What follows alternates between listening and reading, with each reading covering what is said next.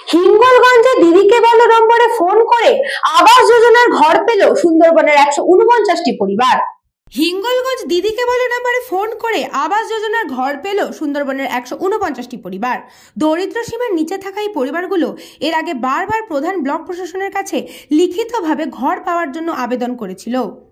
2018-19 সালে তাদের লিস্টে নাম আসেনি। এই প্রথম দিদিকে বলো ফোন নম্বরে ফোন করে প্রকল্পের আওতায় ঘর পেল। এতদিন খোলা আকাশের নিচে থাকতো, মাথার উপর ছাদ পেয়ে রীতিমতো খুশি।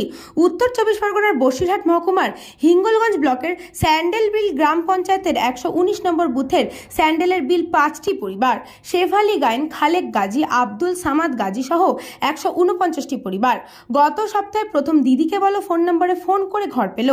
রীতিমতো চোখে মুখে হাসির ও উৎসাহের ছাপ তাদের।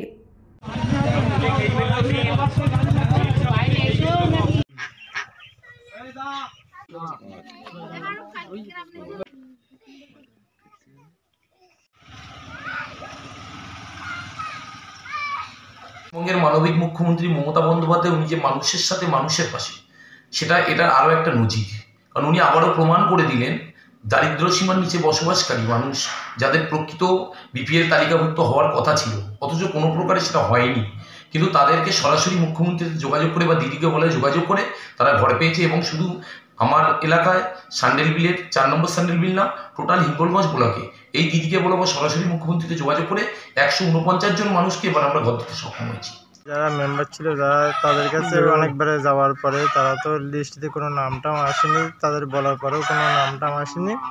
এখন যে নতুন মেম্বার হয়েছে, মেম্বারের কাছে যাওয়ার পরে মেম্বার তো বললো এখন আর কিছু করার নেই।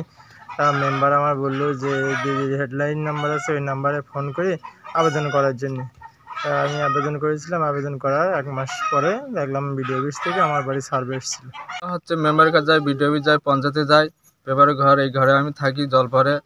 তারপর দিদিকে নাম্বার হেডলাইনে ফোন করলাম, করার পরে আমার লিস্টিতে এখন নাম এসেছে। দিদিকে ধন্যবাদ জানাই।